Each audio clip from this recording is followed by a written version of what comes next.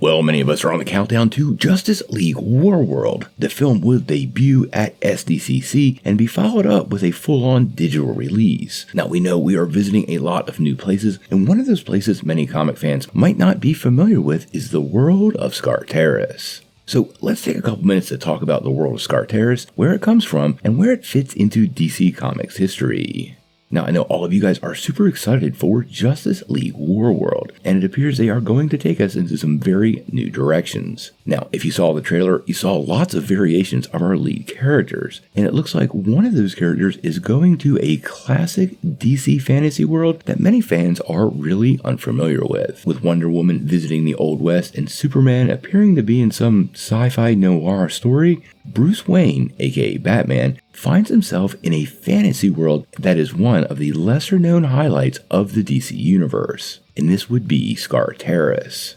Now, many people don't even know what Skartaris is, but it has been around in DC Comics for a pretty long time. It actually debuted in the first issue special number 8 way back in 1975, and saw the character Travis Morgan, who becomes Warlord, actually discover a passage into this world through the North Pole. Skartaris is a mix of sci-fi and fantasy, and really unlike something many fans have ever seen. Now, Warlord's adventures in Skartaris have been going on for decades, and I highly recommend some of the comics we've tagged down below for you to check out to get to know this world a little better.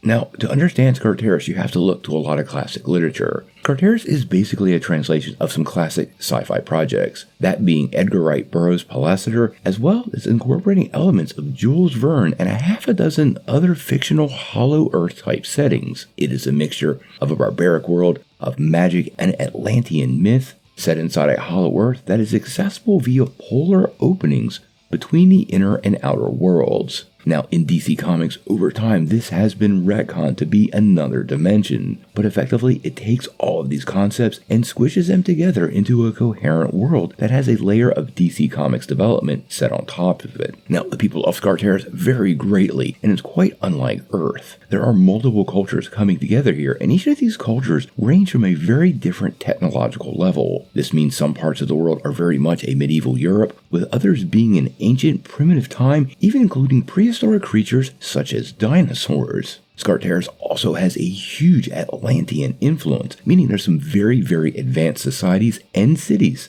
dominating its landscape. This allows the world to incorporate almost any kind of fantasy storytelling and make it all work together in one big giant world. Now, if you're a fan of DC animation, this has appeared once before as part of the Justice League Unlimited show. The episode Chaos at the Earth's Core saw Green Lantern, Supergirl, and Stripe all trapped within the world of Skartaris. Now, in that story, they were actually summoned by Warlord's daughter in a fight against Deimos, who had his own surface dwellers enlisted, which were Metallo and Silver Banshee.